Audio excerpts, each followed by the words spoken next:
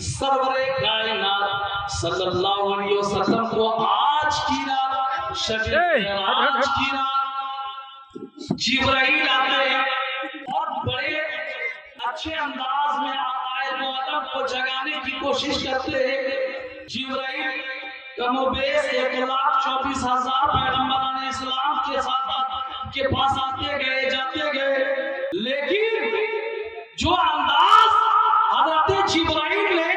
ہم سب کو پیارے آقا محمد رسول اللہ صلی اللہ علیہ وسلم کی بارگاہ میں آنے کے بعد اپنایا، میرے آقا نے کہا اے جبرائیل کیا وجہ ہے، کیا بات ہے، کبھی تو قدم کو چوم رہا ہے، کبھی تو میری زلفوں کو چوم رہا ہے۔ جبرائیل نے کہا یا رسول اللہ نہ جنت میں دیکھا نہ جنت کی گلیوں میں دیکھا مزہ جو آپ کے تلووں میں دیکھا۔ سبحان اللہ۔ اور فکر کرنے کی بات ہے کہ بیت المقدس میں آقائے دو عالم امامت فرما رہے ہیں، وہاں حضرت موسیٰ خلیل اللہ بھی موجود ہے،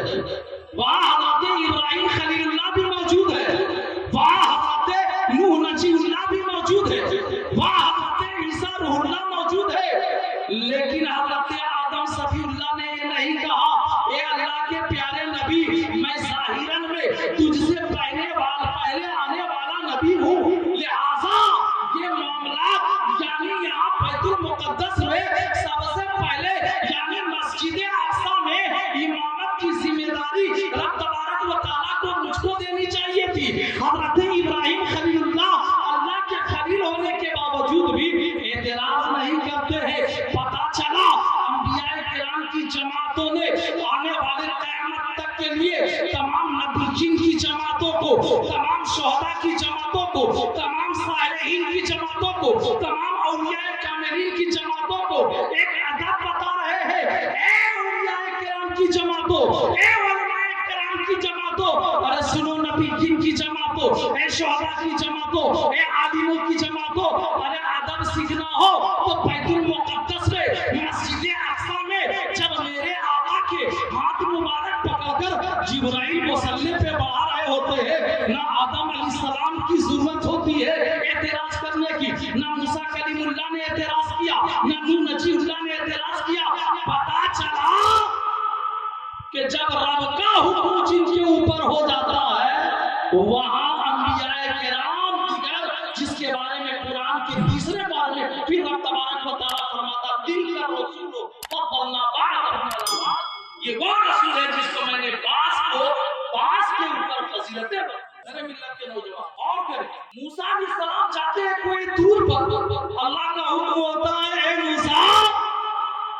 تو سدرۃ المنتہا سے آنے کے بعد آگے بڑھنے کے بعد اپنے جوتے کو کھول دے۔ رب کی قربیت میں جب حضرت موسیٰ کلیم اللہ جاتے ہیں تو جوتا کھولنے کا حکم ہوتا ہے۔ ٹھیک آج کی رات جب آقائے دو عالم رب کی بارگاہ میں جا رہے ہوتے ہیں اور آقائے دو عالم کو حضرت موسیٰ علیہ السلام کی وہ باتیں یاد آ جاتی ہے کہ جب موسیٰ کلیم اللہ علی نبی جنا علیہ السلام جب رب کی قربیت میں جا رہے تھے، جب رب کی تجلی الہی جو سوئی کی نوک کے برابر اللہ تبارک و تعالیٰ نے اپنی تجلی الہی کو رکھا تھا، ارے ہاں وہ تجلی الہی جو سوئی کے نوک کے برابر تھی، لیکن جب موسیٰ کلیم اللہ نے اس تجلی الہی کو دیکھا تو دشت کھا کر زمین پہ گر گئے، بے ہوش ہو گئے، اور موسیٰ علیہ السلام کو جب ہوش آیا تو آنکھوں کی بینائی کا یہ عالم تھا کہ 3 کلومیٹر کی دوری پر سیاہ پتھر پر سیاہ چوٹی کو اللہ تبارک و تعالیٰ کے حکم سے، اللہ تبارک و تعالیٰ کی قدرت سے حضرت موسیٰ کلیم اللہ 3-4 کلومیٹر کی دوری پر سیاہ چوٹی کو اللہ تبارک و تعالیٰ نے دیکھنے کی وہ وسعت۔ سبحان اللہ، سوچئے ان کے آنکھوں میں اتنی روشنی حضرت موسیٰ علیہ السلام بیان کرتے، آقا کو خیال آ جاتا ہے مولا جب اللہ تبارک و تعالیٰ نے فرمایا اے میرے محبوب تو اپنی جوتی کو کھولنا نہیں ہے، تو اپنے نالین کو کھولنا نہیں ہے،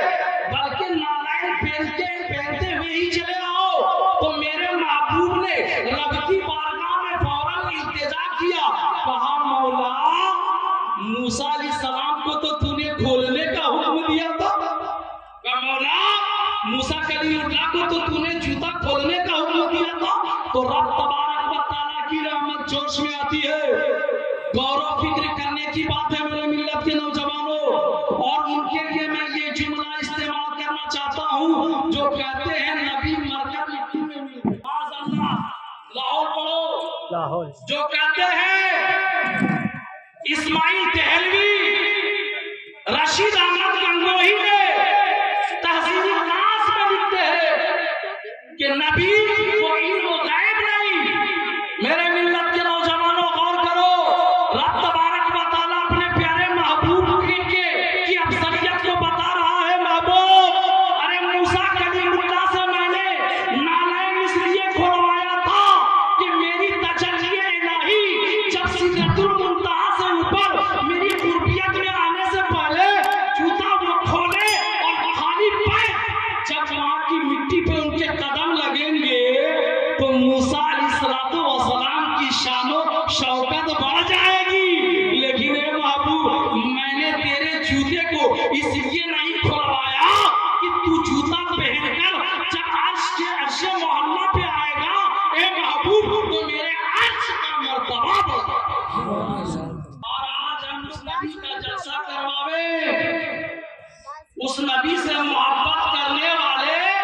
بھارت کے راجہ خواجہ معین الدین اجمیری سنجری رحمت اللہ علیہ سے محبت کرنے کا دعویٰ کرے. لیکن تمہیں پتا نہیں اے میرے ملت کے نوجوانوں, پوری دنیا میں, پورے ورلڈ میں یہ سورج جو طلوع ہوتا ہے یہ کتنی ڈگری سیلسیس کے